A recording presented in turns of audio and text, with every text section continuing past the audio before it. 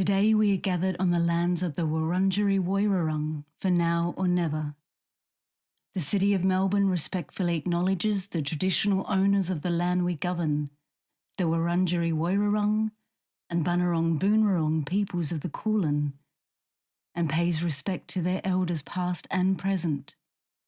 We acknowledge and honour the unbroken spiritual, cultural and political connection they have maintained to this unique place for more than 2,000 generations. We accept the invitation in the Uluru Statement from the Heart and are committed to working together to build a better future, enshrining a First Nations voice to Parliament in the Constitution and establishing a Makarrata Commission for the purposes of treaty making and truth-telling. Wabanjika, welcome everyone and thank you for joining us today. And thank you also to Auslan interpreters Charlie and Gabrielle. I'm Lindley Crosswell, the CEO and Director of Museums Victoria, and I begin also by acknowledging the Wurundjeri, Woiwurrung and Boonwurrung peoples of the Eastern Kulin Nations, the traditional owners of the land we gather on today. I pay my respects to all ancestors and elders past and present, and to all First Peoples joining us here today. And as we come together for this extraordinary event, I acknowledge that traditional owners have held and shared knowledge about these lands, caring for and honouring country for thousands of generations, and continue to do so. And I extend my deep gratitude to First Peoples communities for their insights and to generosity in guiding us in our work at Museums Victoria. Future Forums with Dr. David Suzuki in Conversation is one of many thought-provoking programs presented by Museums Victoria that bring together the world's brightest innovators and creative thinkers to reflect on the big ideas and important questions that shape our future. We are very proud to have partnered with City of Melbourne to deliver this very special event as part of the City of Melbourne's Now or Never Festival for National Science Week. As custodians of more than 15 million collection items that trace the natural, social and cultural histories of the Australasian region, we work with scientists to shape conservation strategies that address the impact of our changing environment on biodiversity, projects to save critically endangered species and ecosystems, both locally and across the globe. And through our extensive network of museums, education programs, exhibitions and outreach with communities, we deliver groundbreaking research, discoveries and new knowledge, helping us all to understand our deep connection with the natural world. And of course, caring for the natural world is caring for ourselves. And so it is with great pleasure that I invite you all to join us in this exploration of our planet's current state and the pivotal role of human intelligence in building a thriving future. And now I'm delighted to introduce and welcome our Lord Mayor of Melbourne, Sally Capp. Thank you, Sally.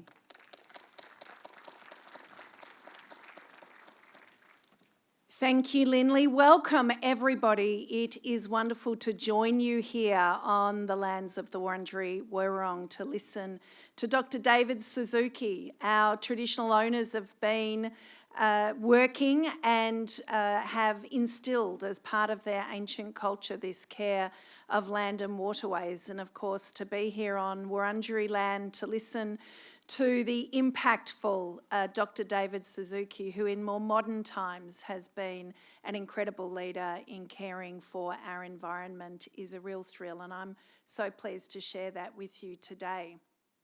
Well, there's no denying climate change. We've just had our driest July ever. CSIRO tells us that in the coming decades we will experience double the number of heat waves. Our rainfall will fall by 11%, and yet we will experience more extreme storm events. But as David Suzuki says himself, despair is a luxury that we cannot afford. So it's about action, action, action. At the City of Melbourne, we are involved in so many initiatives to try to address the many challenges and some of the opportunities and possibilities that come from action and transition and transformation.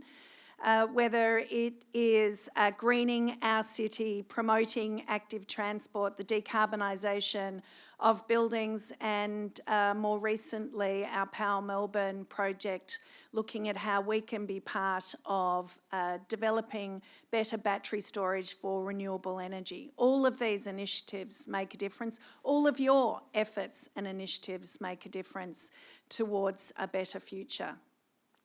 Today is our opportunity to hear from Dr. David Suzuki. I'm so pleased to acknowledge Lindley Crosswell and the team at Museums Vic, everybody at IMAX, Alice and everybody who's put on this event today using technology to beam Dr. Suzuki in from Canada. Thank you very much for helping us celebrate Science Week, but also for being part of our Now or Never festival. Could everybody please look up Now or Never on their internet after this presentation and get involved in the full program that goes through until the 2nd of September. For everybody who's curious and creative, this is a festival for you, and I'm so pleased that this event today is part of the program.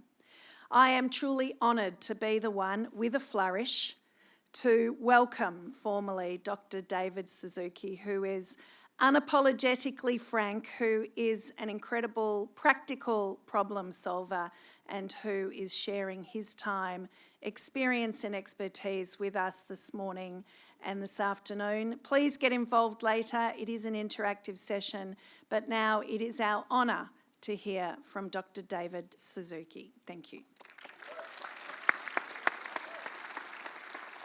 Thank you. Thank you. I'm speaking to you from Quadra Island on the unceded traditional territory of the Wiwaikai Nation, who have lived on and cared for these lands and waters for thousands of years, a genuine example of sustainability. Thank you so much for inviting me to your conference. I would have loved to be there in person, but I'm grateful for Zoom so that I can have the honor to be able to share a few of my ideas with you. Full disclosure, I do not speak on behalf of any group, organization, political party, or company. I speak to you as an elder on behalf of my grandchildren. Elders don't have to kiss anyone's behind to get a job, a raise, or a promotion. We no longer care about fame, power, or wealth. We can speak the truth from our hearts. And if that offends, it's not our problem. So I call on elders, but especially retired executives from forestry, fisheries, mining, and energy. You don't have a stake in the status quo anymore. You've made your money. Now tell us the truth, that for corporations, profit comes before the fate of the planet. Tell us, because the environmental movement of which I'm a part has failed to get the world to move on a different path, and we've run out of time. I'm at my cabin on a small island off the coast of British Columbia. Yesterday, a fire broke out about midway on the island and grew so rapidly that we were warned to be prepared to flee. We had no electricity all night, and I've been scared stiff that I wouldn't have the power to make a connection with you. It came on just afternoon, our time today. But right now, fires are raging all across Canada. The entire population of the capital city of the Northwest Territories is being evacuated right now. The death toll on Maui continues to rise. It's reminiscent of 2019, when the entire continent of Australia and the west coast of North America were in flames. Yet, the chair of the next COP meeting in Dubai to deal with climate is the head of an oil company. Today, Canada continues to pump tens of billions into a pipeline that will allow the tar sands output to be tripled. And your country doesn't seem to be able to kick coal. But I'm not going to talk about climate change. I don't have to because Mother Nature is doing that, screaming she has a fever. You know, when we get a bacterial infection, our bodies burn pyrogens to raise our temperature that kills the agent of infection. Same with Mother Earth. Now, she isn't in danger. She'll go on with or without us, but she'll get rid of whatever is causing the enormous changes. So let me begin with a thought exercise. Imagine that giant invaders from another galaxy come to Earth and begin a full-on assault to take over the planet, crushing an acre of forest every second under their footsteps, gouging huge holes in the earth in search of minerals, draining entire watersheds, dragging through the oceans for useful animals, and discarding most as bycatch, farting toxic fumes into the air and defecating poisons onto the land and into water. In the process, extinguishing 20 to 40,000 species a year while killing and maiming millions of humans annually. The UN would declare a planet-wide emergency, and all nations would forget their differences and work together against the threat to their survival. Well, in fact, Earth is under such attack right now.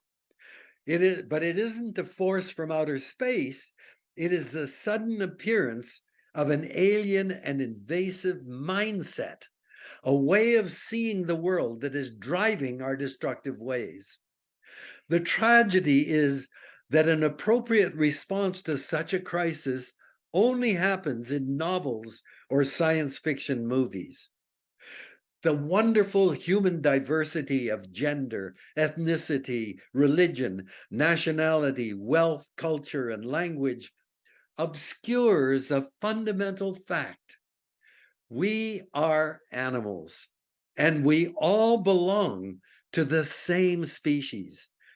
To live and live well, we must satisfy the same biological needs of pure air, clean water, fertile soil, energy from the sun that is captured by photosynthesis, and food that is our relatives, the animals and plants who share with us a common evolutionary history.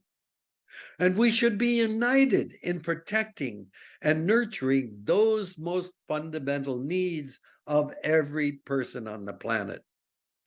We have forgotten that for most of human history, 95% of our existence, people were nomadic hunter-gatherers, searching for plants through the seasons, following animals on their migrations. We understood that humans are one strand in a complex web of relationships with each other and all other species of animals and plants, and with air, water, soil, and sunlight.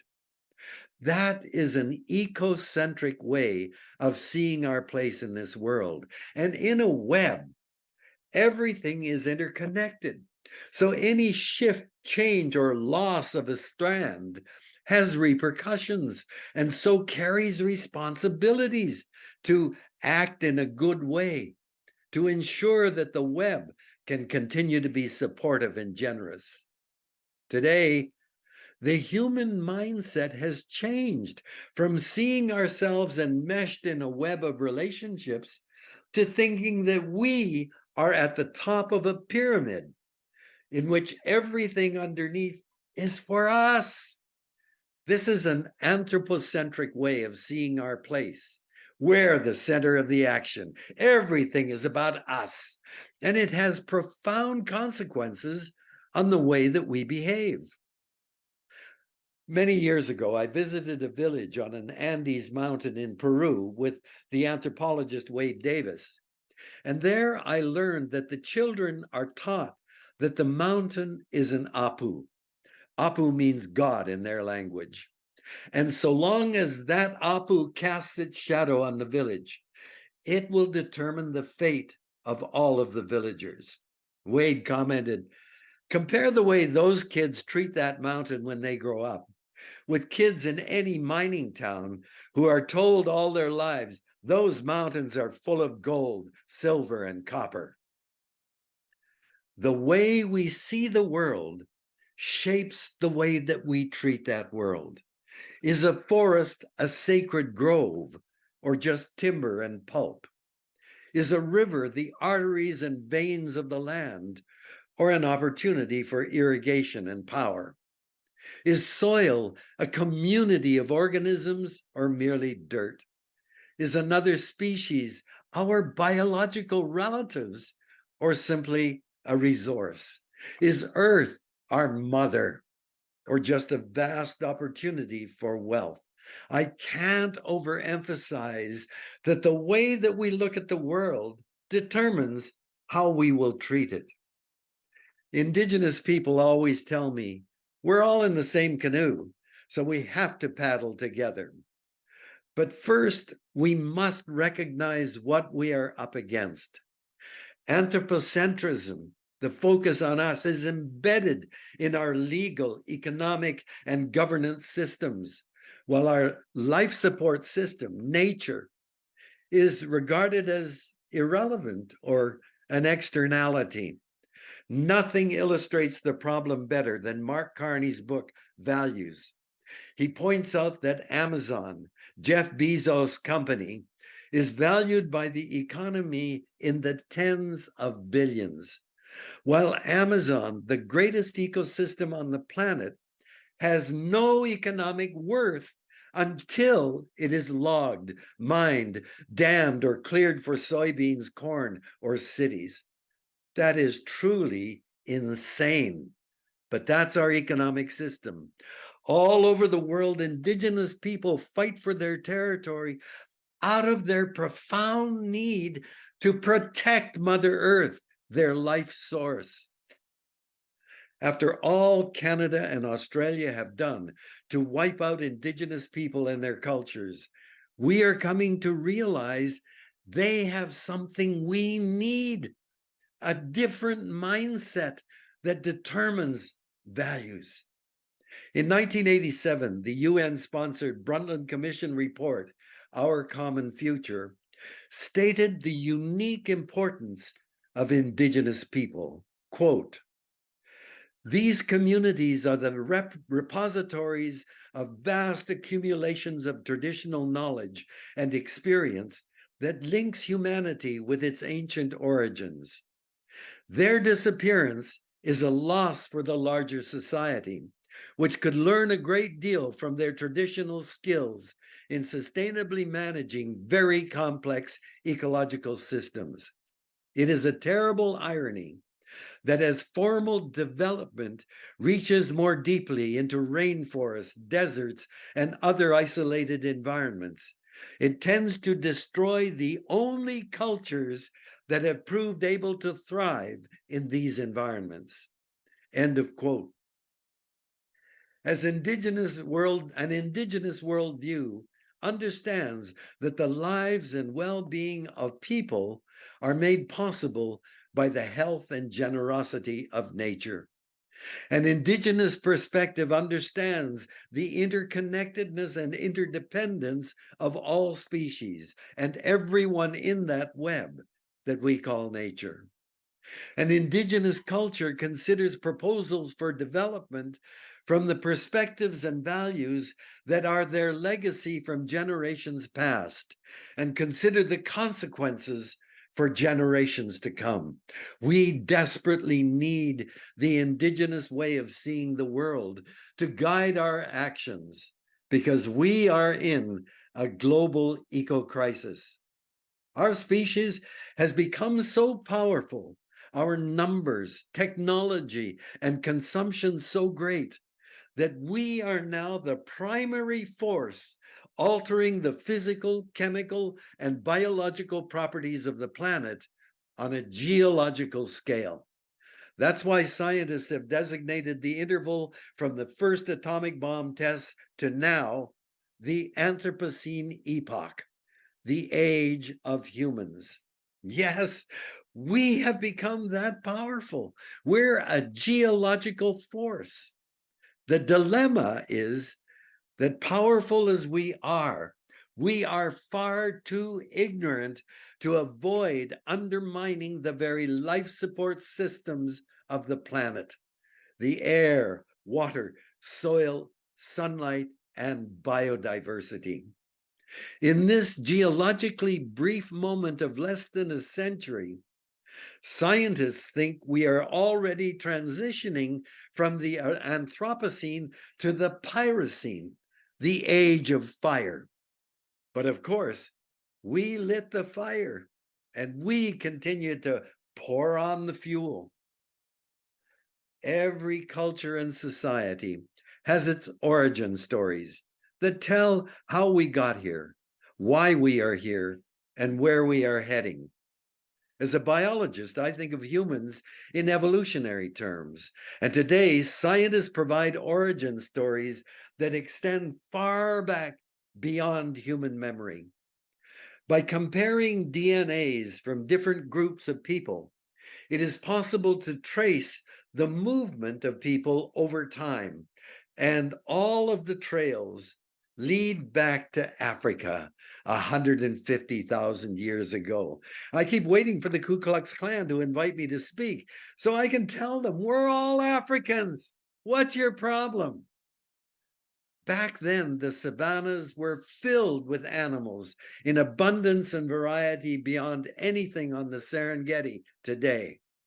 And those upright, furless apes who were our ancestors were not very impressive. In number, weren't many of us, in size, in strength, in speed, or sensory abilities. But we did have one special trait: a big brain. It was curious, it was observant, it was creative, and it remembered. Those traits more than compensated for our lack of physical or sensory prowess. And that brain did something no other animal has done. It invented an idea, a concept called the future. The future isn't real. The present is real, and there is a past that we remember. But because we conceived of a future yet to come, we are the only animal that realized we can affect the future by what we do in the present. At first, it was simple.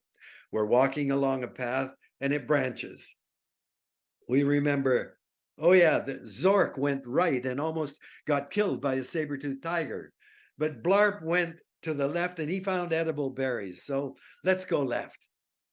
Foresight, the ability based on experience to look ahead, enabled us to deliberately choose a path to avoid danger and exploit opportunity, an ability that has been critical in the history of our species and embedded in many of the stories that we tell, like Noah and the Ark and the flood. Today, scientists and supercomputers enable us to look ahead as we've never been able to do before. And for over 50 years, leading scientists of the world have warned us we are heading on a very dangerous path, that there are opportunities to avoid danger by changing direction and reaping benefits of new opportunities. Let me give you just one example. In 1992, in anticipation of the largest gathering of heads of state in history at the Earth Summit in Rio, more than half of all Nobel Prize winners alive at that time signed a document called World Scientists Warning to Humanity. It began, and I quote, "Human beings and the natural world are on a collision course. Human activities inflict harsh and often irreversible damage on the environment and on critical resources. If not checked, many of our current practices put at serious risk the future we wish for human society, and may so alter the living world that it will be unable to sustain life in the manner that we know. Fundamental changes are urgent. End of quote. It then went on to describe the areas of collision, the atmosphere, water resources, oceans, soil, forests, species extinction, and overpopulation. And then the words grew even more urgent. No, quote, no more than one or a few decades remain before the chance to avert the threats we now confront will be lost, and the prospects for humanity immeasurably diminished. A great change in our stewardship of the planet and life on it is required if vast human misery is to be avoided, and our global home on this planet is not to be irretrievably mutilated. It then listed 5 urgent actions required immediately. 1, bring environmentally damaging activities under control and restore and protect Earth's systems. 2, manage resources crucial to us much more effectively. 3, stabilize population. 4, reduce and eliminate poverty. 5, ensure sexual equality and guarantee women control over reproductive decisions. Those are hard challenges to solve, but we didn't even take them seriously. So 25 years later, in 2017, World Scientists' Warning to Humanity 2 was signed by more than 16,000 scientists. It warned that all the problems outlined in the first warning are worse. The ozone hole was the only exception, and new problems have emerged. Scientists are looking ahead, identifying the dangers and seeking alternative ways. But we are turning our backs on the very survival strategy of our species that got us here in the first place. Why? We have become so impressed by how smart we are that we take our dominance for granted. We don't feel constrained by our biology because we have microscopes, we have telescopes, we have machines, scuba gear, rockets to space. Besides, most of us live in big cities where we feel we're outside of and above nature. And today, most scientific research to understand the world is reductionist, focusing on parts of nature, on the assumption that we can put the parts together to understand the whole. But in looking at the parts, while we gain huge control over those parts, we lose sight of the whole of which they are a fragment. And if we manipulate that part, we have no idea what will happen to the whole. Nobel Prize winner Roger Sperry pointed out that there are emergent properties that result from the combination of the parts that cannot be predicted from the properties of the separate parts. In other words, the whole is more than the sum of its parts. Even if we could overcome the limits of reductionism, and we need that. You know, I was struck by the scientists spending all that time studying that one mammal, those little mice. We need all of that.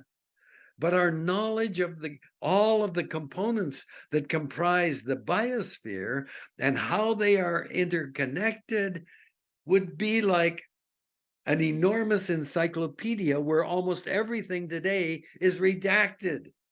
Yet we talk of managing our resources more carefully.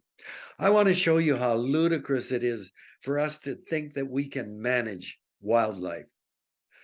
5 salmon species are born in the temperate rainforests of the Pacific coast of North America and are the foundation of coastal indigenous people who thrived on them for thousands of years.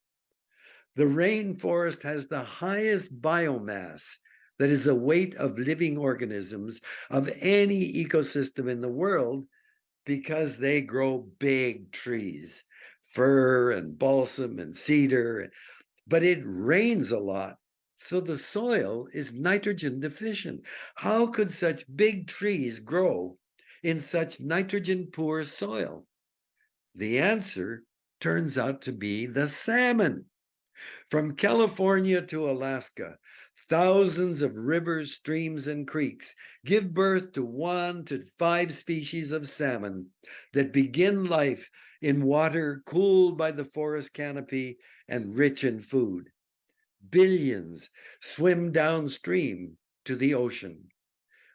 Now, on land, nitrogen is almost exclusively nitrogen 14, while in the oceans, nitrogen has some nitrogen 15, and a heavier isotope that can be identified and it signals a marine origin of what we are studying. So in the ocean, the salmon grow bigger by incorporating a lot of nitrogen, including N15. And they are preyed upon by a host of pinnipeds, cetaceans, and birds. When they're finally ready to spawn, salmon return to the waters where they were born. We still don't know how they do that, and fight their way to their spawning grounds, many of them hundreds of kilometers away. And all the while they're feeding eagles, wolves, and bears, which then spread the nitrogen from the oceans as poop and pee throughout the forest. They are the agents of fertility, the biggest pulse of fertilizer that the forests get all year. Scientists measure the N15 in tree rings, and they find varying amounts of N15 in the rings that reflect the size of the salmon runs. The more salmon, the more N15, and therefore the bigger the rings. The salmon nitrogen is the main pulse of fertilizer that those big trees get in a year. Bears, they'll fish for the salmon with other bears, but once they get one, they don't like eating together. They hive off into the forest, and they will consume the best parts of the salmon, of course, the brains, the belly, and the eggs, and then leave the rest for the fly maggots to consume. The fly larvae overwinter in the leaf litter and emerge in the spring in huge clouds to feed birds from South America just as they pass through on the way to their nesting grounds in the Arctic. All 5 species of salmon die after spawning, and the ones that sink to the river bottom are consumed by fungus and bacteria that in turn feed copepods, insects, and a host of tiny invertebrates. So when the baby salmon emerge from the gravel, the water is filled with food from the carcasses of their parents. The wonderful story of salmon connecting the forest, rivers, ocean, wildlife, and the north and southern hemispheres reveals an exquisite system of interdependence, including numerous indigenous tribes. The anthropocentric mindset ignores the system as a whole and focuses on the parts that are useful for us, with each part managed separately. The salmon are regulated by the Department of Fisheries and Oceans for the commercial fishers. Tourism oversees the sport fishers, and Indigenous and Northern Affairs Canada are looking after the First Nations use of the fish. The whales, seals, eagles, and wolves are cared for by the Environment Department.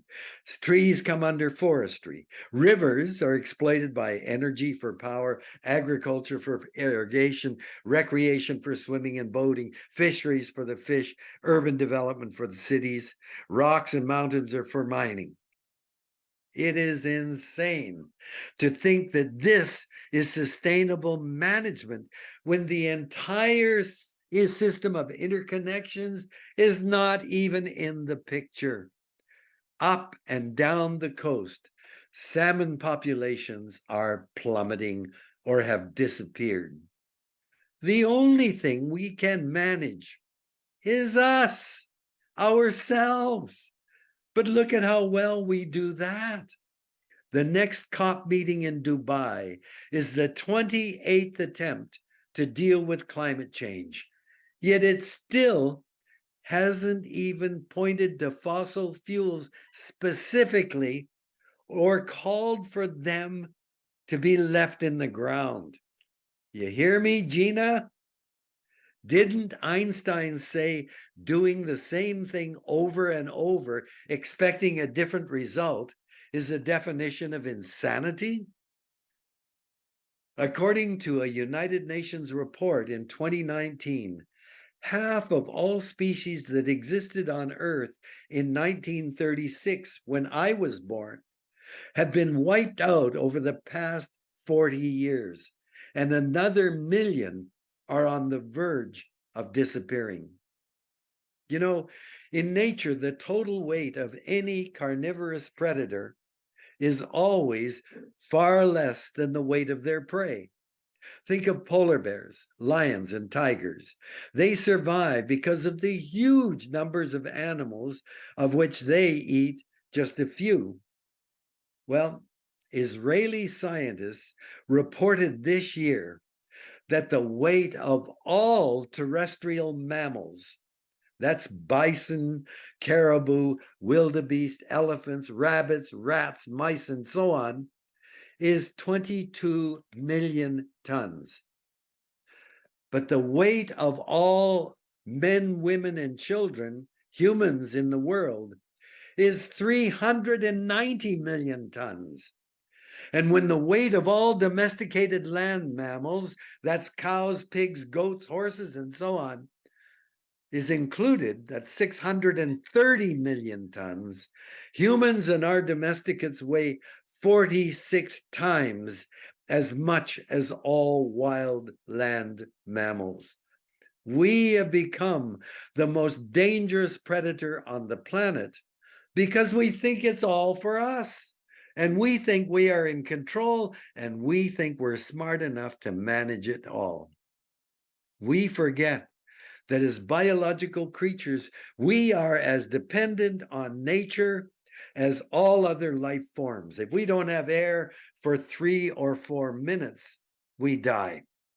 If we breathe polluted air, we sicken. Pure air isn't made by humans. It is a sacred gift created by all of the plants in the world. What do?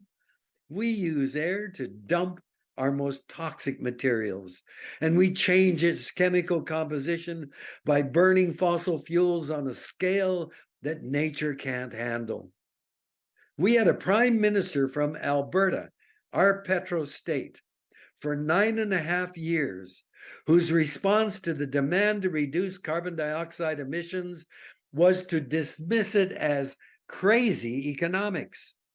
So the economy, to him, was more important than the atmosphere that gives us air to breathe, weather, climate, and the seasons. Whatever we do to our surroundings, we do to ourselves, because we are created by the elements of nature. It is foolhardy, it is suicidal to think that we are outside of nature. In Canada, 1 out of 8 women will develop breast cancer. That is not normal. Pollutants like DDT, PCBs, dioxin are big ring compounds that are lipophilic. They are attracted to fatty tissue like the shell glands of birds and the breasts of women. Do you think there could be a connection? A few years ago, there was a brouhaha over BPA, bisphenol A, that is found in hard plastic. BPA, like other molecules such as birth control pills, is a hormone mimic, an endocrine disruptor. When fish in the Thames River in London are found to be intersex, when alligators in the United States have smaller penises, when frogs are found with extra legs, do we not think what we discard into water might affect us. We environmentalists have been fighting the use of neonicotinoids, powerful insecticides to which bees are particularly sensitive. Well, how do neonics act? Like most insecticides, they are neurotoxins. They are poisons that kill by disrupting nerves. I once got a huge grant to study a nerve mutant we picked up in fruit flies because insect nerves are like human nerves. Wait, we use neurotoxins to spray on or even put into our food? Aren't autism rates skyrocketing? Could it be neonics? I think certainly more probable than vaccines. But we think what we do to nature doesn't affect us. We've all been horrified by the immense islands of plastic in the ocean and its ubiquity in our lives. A New York reporter recently spent weeks preparing to go without using anything involving plastic for a day. He lasted just a couple of hours. The frightening thing is that plastic breaks down into microplastics that are too small to even see. And recently, scientists estimated that all of us, and I'm pretty sure Australians are not exceptional, all of us ingest about 1 credit card size of microplastics a week. We are plasticizing the world, and that includes us.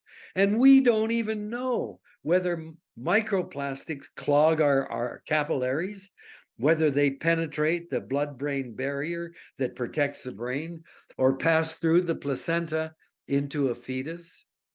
It is absolute dangerous to think we are outside of nature, because whatever we do to nature, we do to ourselves. We are animals, subject to the laws of nature, gravity, speed of light, first and second laws of thermodynamics, carrying capacity of habitats, requirements for air, water, and sunlight, and utter dependence on biodiversity for our lives and well-being. The things we invent or create, laws, borders, capitalism, socialism, governments, corporations, markets, currency are treated as if they are sacrosanct gifts from nature. We can't change natural laws, but we can sure as heck alter our creations to conform to natural law. In contrast, indigenous people around the world express gratitude for nature's generosity, and in their rituals, in their ceremonies, always promise to act in a good way to ensure her continued abundance and generosity. It's too late for incremental change. Oh, we're going to invent a new park here, a tax there, a law or regulation, a hefty fine or an incentive to avoid trouble. We're deeply mired in it. We need transformational change of our legal, economic, and political systems from an anthropocentric way to an ecocentric view, in which nature is the foundation on which those things, laws, economies, governments operate. And we need indigenous guidance to show the way. Thank you.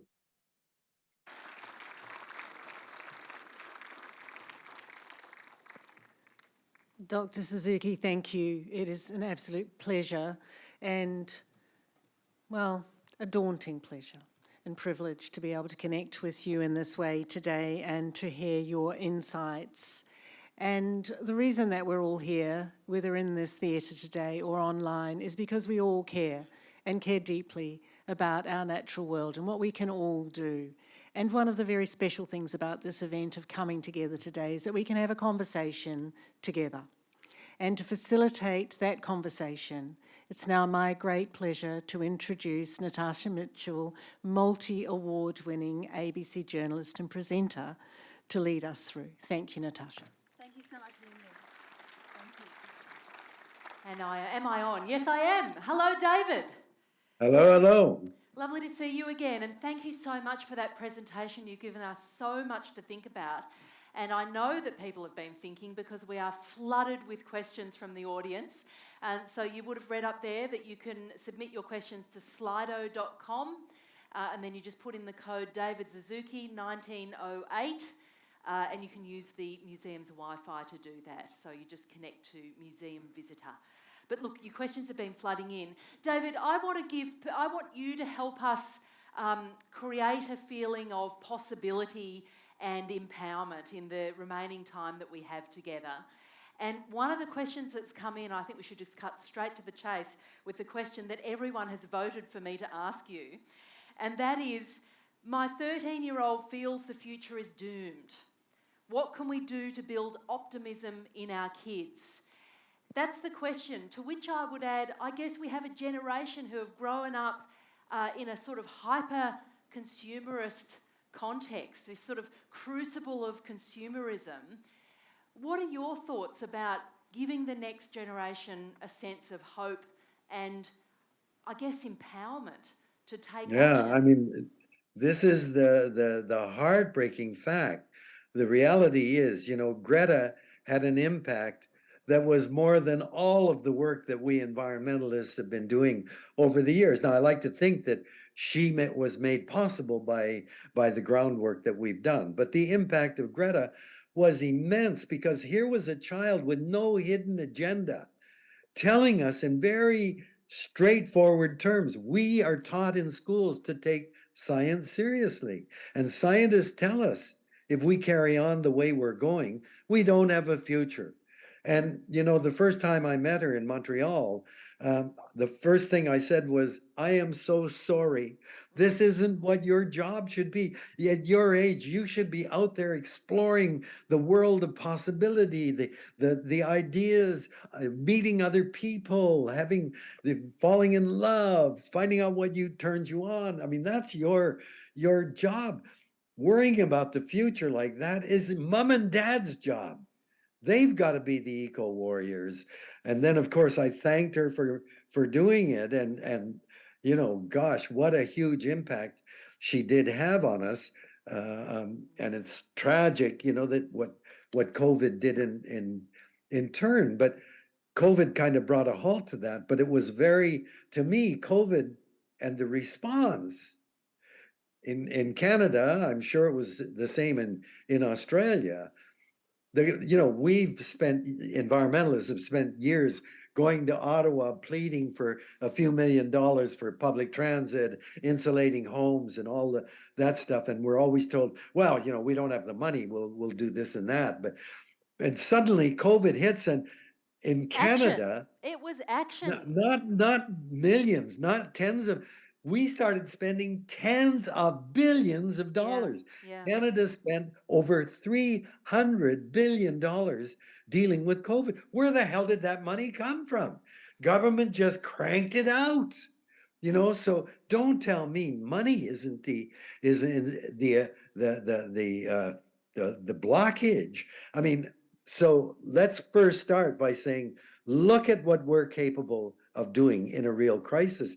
This is why I've been supporting in Canada a man named Seth Klein, who wrote a book, A Good War. And in that book, he showed what he's not saying war is great, but what did Canada do in response to World War II? Canada was a rinky-dink country of 11 million people. And for the first few months after war, we had to go to war because we're part of the Commonwealth. Canadians sat around going, oh, we're at war. What the hell do we do? But once we got galvanized, 1 million Canadians out of 11 million signed up to go to war and put their bodies on the line. Canada was a rinky-dink country producing 40 aircraft a year in 1939. By the end of the war, we were the fourth largest aviation output in the world, we were employing 150,000 people in the aviation industry, many of them women. If you look at what we did, it's staggering, and that's what we have to do. Why aren't we doing it? Politics. And we now, mom and dad, we've got to become eco warriors. And just tonight, I was blown away that Melbourne, Sydney, and Adelaide, and maybe more mayors of the capitals of your states are all women. Huge. That's huge, right to begin with. We've got to get women with people elected to office with a different perspective. So, I just met the MP from British Columbia who's supported my foundation for years. He's now a member of parliament in the Liberal government. I said, look, you guys are in power. Why aren't you doing this? He said, well, if we do that, Polyev, the opposition, will get in. And I said, what the hell? Are you saying because of the next election, you're not doing what has to be done now? So, David, Politics. David, we've got a stack of questions and they really link to Sorry. what you're saying. So Sorry. let me throw some of them back at you because people are really actively engaging with what you have to say. And I guess, something that we all observe is that we feel impotent, we feel powerless in the face of forces bigger than us, global forces like globalisation, like Wall Street, corporate profits, corporations who pay no tax, who seem to get away with everything in despite of green spin that they're doing all the good things. And so, one of the questions we have here is, we see business as a primary driver of a non-sustainable environment, but we reward business when it grows and makes more profit. How do you see that paradox? How can we shift that conversation away from eternal consumption? No. This is why I say the environmental movement has failed. We in focusing on issues, they're going to build a dam here. Let's stop the dam, or that factory is polluting the river. We've celebrated a lot of successes, but they were Pyrrhic victories. They were just skirmishes. They're going to come back again and again because we haven't changed the system. So and that's the problem with transformational change. Let's drill into what transformational change could look like and how it could start with each of us as individuals. For example, I've been interested to see the shift in environmental activism and the tactics that people are using. For example, they're using the tools and strategies of corporations. They're using the tools and strategies of governments by now taking corporations to court over their failure to address their polluting habits, address climate change. They're taking governments to courts, and also there's shareholder activism. Do you see that as where environmental activism must focus now, in playing the game? No. I think if you look at the response of the fossil fuel industry, we did a series called It's a Matter of Survival for CBC Radio in 1989. We had the newly minted Minister of the Environment, who is a real top-notch environmentalist. I interviewed him. I said, in 1989, what is the top environmental problem in Canada? Right away, he said, global warming. I was shocked. I said, how serious is it? He said, it threatens the survival of our species. We must act now. This was what it was in 1989 on the way to the Earth Summit in Rio in 1992. But the industry got really smart. They started looking at what environmentalists were doing, and they started throwing up all of the green. They greened themselves, and they started using environmental tactics. It's the system that we're all trapped in that's the problem. I have met so many corporate executives who say, listen, Suzuki, we really want to help you. We want to do the right thing. But my shareholders, if I said we can't mess with the air, water, and soil, and I'm an oil company, do you think that my shareholders would praise me? I'd be fired in a flash. They're trapped. in those the system. corporations, those Yeah, those yeah. CEOs also have And children. and They also have politicians are children. trapped in their system. That with the systems have got to be changed. So we have no time now for just incremental stuff. I think that we have to act. We have to act at whatever level we think we can be effective, because action says we believe that we can make a difference, that there is a difference. If we don't act and say, "Oh hell, it's too late," their forces are so powerful that you give up and make sure that it's just giving up. Hope comes from action. Now, what do we do? To me, the two things that I'm focused on are: one, we have to get the politicians really moving beyond their agenda, which is primarily getting reelected. When Al Gore was elected the first time as a vice president, amazing, I had his phone number. I called him the next day, and to my amazement, he picked up. I said, congratulations, great. But I said, Al, what do we do in Canada to elect people like you? And his answer was, don't look for people like me. You've got to convince the public there's a problem. Show them that there are solutions and get them to demand change. He said, then politicians from left to right will jump on the bandwagon. But that's your challenge. And that's, one thing that we have to do is to make politicians take that up on their, make that their priority. And it can be done, but it's got to be a massive public movement. But number two, Number two. we are all we're trapped in the system as well. Yes, hyperconsumption is the problem. It's built into the mandate of our system. We have to disengage ourselves. There's a great group in England called Jump, showing where we as individuals, can change our eating. Of course, we've got to get off the high meat consumption that we have. And Australians are heavy duty meat consumers like Canadians. And we've, in terms of clothing, we've got, they say, buy only 3 new items of clothing a year. I didn't know that was a challenge. I mean, what the hell? I recently did a Marie Kondo trip through my clothes, and I threw out most of my clothes, and I don't have to buy anything new till I die. But one thing, we grew up very poor after the war, and we always, clothing was a big item for me, and we always wore blue jeans. Right to now, I'm wearing blue jeans because denim wears like iron. What the hell? Kids are buying blue jeans already ripped to shreds. What the hell is that? But a statement that I don't give a shit about the planet. I just want to look good. I mean, you got to be demented to think it looks good. But anyway, we've got to look at the way we're consuming the earth to death. We're caught up in that system. And one way we can have a big impact right now, each of us, is by reducing consumption hugely. You've talked about that we need to give the planet time to recover.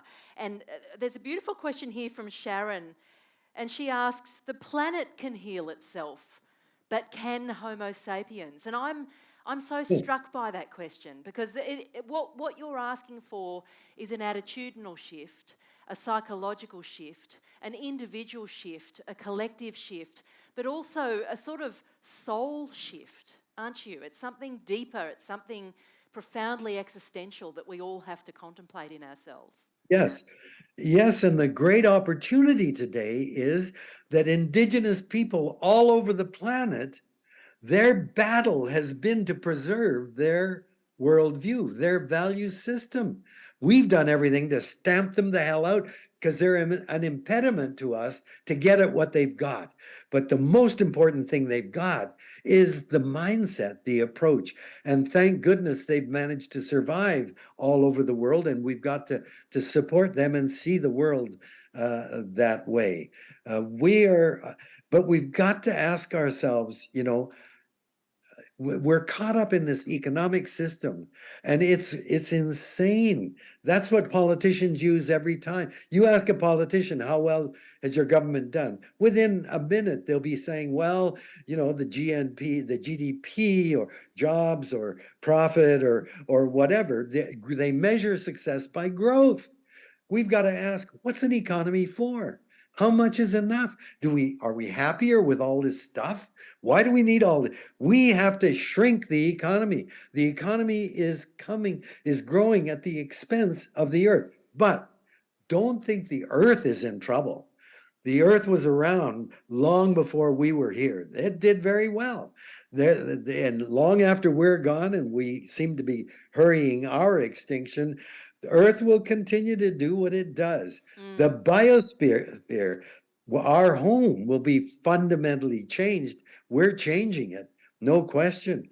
But earth has survived 5 major extinction periods in the past, when up to 95% of all animals and plants in the fossil record disappeared.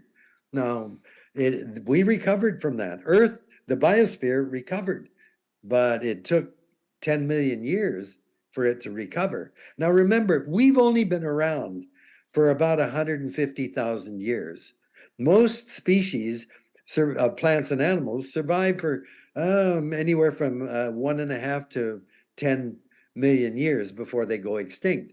99.9999% of all animals and plants that are extinct. Extinction is not only necessary, it's inevitable. Well, But I mean, one of the people in the audience here do contemplate whether we might face our own extinction, and then the Earth will continue on without us very happily. Thank you very much. A different kind of Earth, an Earth without humans. We've got a question from an 18-year-old here, and I'm just trying to find that question now. But I thought it was an excellent one to ask you, because it is about empowering the next generation. I think it was along the lines of, what sorts of careers, what sorts of choices or what sorts of education can an 18-year-old consider now for themselves, so that they can pursue a future that is about fixing the environmental crisis?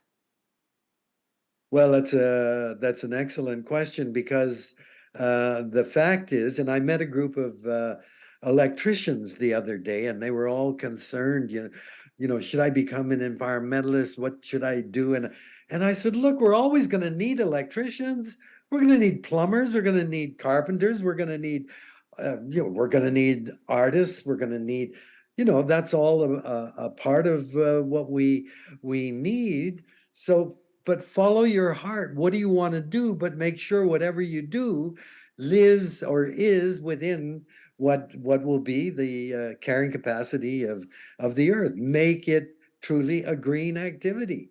But I don't say there's going to be one special area that's going to somehow change the path that we're on. We need all paths. The way that we do things have got to be changed. So there is no magic. There is no magic path. David, but I think that we have to start with that fundamental transformation, which is this is no longer about us. Our Mother Earth is the source of everything that we are. That is the source of our future for our children. So Mother Earth has got to be our highest priority in whatever we do. So we don't say loggers stop logging, fishermen stop fishing. We're still going to need wood, but do it in a way that not only sustains whatever you're logging or fishing, but will allow them to multiply and flourish. That's the shift. A related question from Michael then is a good one, I think. How do you reconcile equitable social development without mining? If you can't, then what can mining do better and still deliver? Well, I mean, that's the big issue, isn't it? I look right now, and mining has always been a difficulty. When you gouge into the earth and dig deep down and toss all kinds of wastes out there, we're having mining has a huge impact. We are going to need a lot of things, and what I see now, we need lithium for batteries. Well, guess what? Apparently, there's a lot of lithium at the bottom of the ocean, and boy, the mining community loves that. Let's start. I say, stay the hell out of the oceans. We can't make our demand for lithium continue to wreak havoc with the planet. Batteries, of course, are going to be very, very important, but electric cars are not the solution. The amount of carbon dioxide we reduce by having electric cars is, I'm shocked, but a small part of the actual carbon emitted in the whole lifetime of that car, because so much carbon is used, energy is used to dig up the materials, mining it, processing, producing the cars, that the amount of gas that they use in the end is a small part of the carbon signature. So yes, it is better to have cars that are electrified, but having a complete Chinese car fleet that is electric is not the solution. The car fleet in the world is already too big, and we've got to reduce that because they're a part of the problem. Electrification is better, but it's not the solution, I believe. We've got to find ways to move that are not, the hard part for me is flying. I love visiting Australia. I'll never visit Australia again because flying is my great contribution. I've flown a lot over the past few years, filming and visiting Australia. I love Australia, but I'll never go back again because flying has got to be not the way. We can't just jump in a plane to have a holiday in Hawaii or something like that. We've got to travel in less and in a different way. Many questions coming in, and one of the vital aspects of your life has been a close engagement with First Nations communities. You carry the names given to you by various tribal elders. We're in an institution here, the Melbourne Museum, who takes engagement with First Nations leadership very seriously. In many cases, though, there's a lip service to engaging with First Nations knowledge, ancient, deep, intergenerational knowledge. For you, when has that been the most authentic and effective engagement? Have you seen examples where Indigenous leadership and engagement with non-Indigenous people has led to a different kind of environmental outcome? Well, what's happening now is that Indigenous people in Canada are beginning to take action themselves, and unilaterally in many cases, just taking sacred places, important spaces for things that they use, and calling it Indigenous protected Indigenous IPCAs. Indigenous Protected Conservation Areas. They're establishing IPCAs all over the place. I was really struck by the land acknowledgement that you've had tonight in the beginning of our festivities. That's an amazing change. All across Canada now, you cannot open a public meeting without a land acknowledgement. And too much now, it's just become routine. The way, when I was a kid, we used to open meetings with a Lord's Prayer. Or singing the national anthem. It becomes a pro forma thing that we do. Well, I say we've got to take the next step now. If we acknowledge it's their land, and I acknowledge where I'm speaking from today as the unceded territory of the Wiiwaikai, well, if it's unceded, give it back. We call it Crown land today. Give it back. It's not Crown land, it's Indigenous land. And if it's occupied now by people that say, well, I bought the property, it's mine, or we have cities occupying it, pay the bloody rent for it then. And then they can find their way into the future. The Indigenous problem, then they can work it out. But I think it's really important. That's the important step. And right now in Canada, what I see happening is we trash their resources and then we give it back to them. Or in many cases say, oh, well, you can buy it back and you can own it. We did that in the fur trade. We did that with the fish. As a fisherman, the government confiscated indigenous fish boats, and then when it was the salmon were on the last legs, we said, "Oh, you can buy the boats back, and you can own this thing." And we did that with the forests. We corralled the forests, and then said and destroyed all of their native mills. Then we gave it back and said, "Here, this big mill, you can take it back, buy into it." And now we're doing it with pipelines. We're saying, oh, we want to build a pipeline through your territory. Here, you can buy it and own it. Those pipelines never will be used. They will be stranded assets, and we're allowing indigenous people now, oh, we want to partner with you. Yes, okay, you go ahead and buy it. That kind of stuff is going on big time, and it's going to go on there. Lots of money now, but are they really managing it according to their principles? The only way they can do that is give it back. David, a final question for you as we wrap the conversation, because we have many questions coming in, but we have run out of time. But I just want to give people, as they walk out into the world here in the centre of Melbourne, many of us live urban lives. We're surrounded by concrete and roads and bitumen and fake grass and all that stuff. We're surrounded by cars. Can you just give us one little message that we can take into our world for something that we can do as individuals from this moment forth as we say goodbye to you now?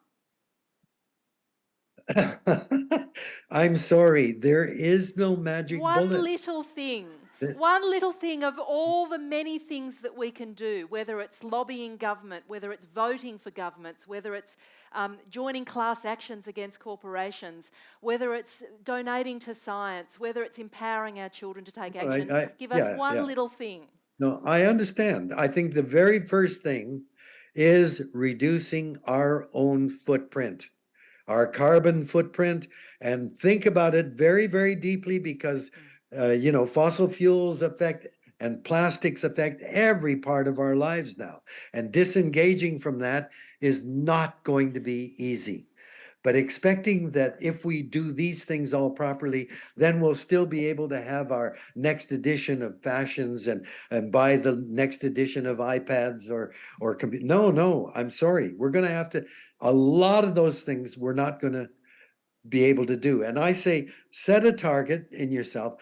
How about aiming at 1950? I was still a teenager then, but you know what? Life was pretty good. And, we ought to be aiming at that kind of a way of living. Our houses were way smaller. We didn't jump in planes and fly because there were no planes. Life was very different, but that we have to disengage from the economic. And that's a great opportunity, because guess what? You're going to find a lot of the shit that you have in your house. You don't need it. Why the hell do we buy it? And throw it? Why do we need all that stuff? Really, so true. Disengage yourself from that world of more and more stuff and start spending more time with your family and friends. What do we think? Consume less, experience more. And there's so many beautiful pockets of nature around Melbourne. I was walking up Merri Creek. I often go walking along the Maribyrnong River. Beautiful pockets of nature all around us to try and find our way back to that connection. I love your passion, David Suzuki. I love the fact that you say, as an elder now, that this is the most important stage of your life.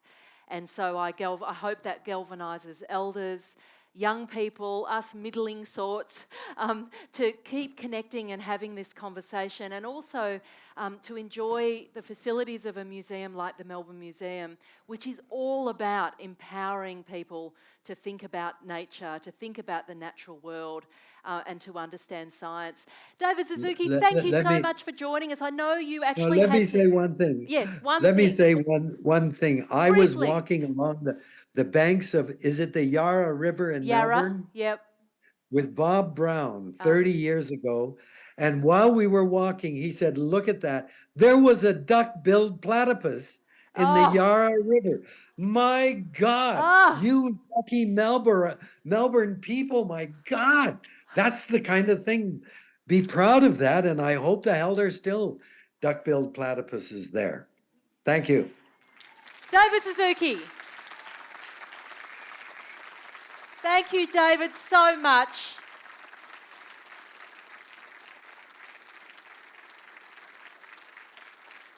David Suzuki.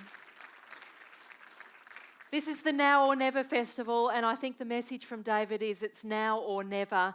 Thank you so much for being here. Thank you for attending this wonderful presentation by David. And we were also recording this for both the museum, but also Big Ideas on the ABC on Radio National or the ABC Listen app, which I present. Have a great day, take care, enjoy this beautiful institution, and thank you for being here.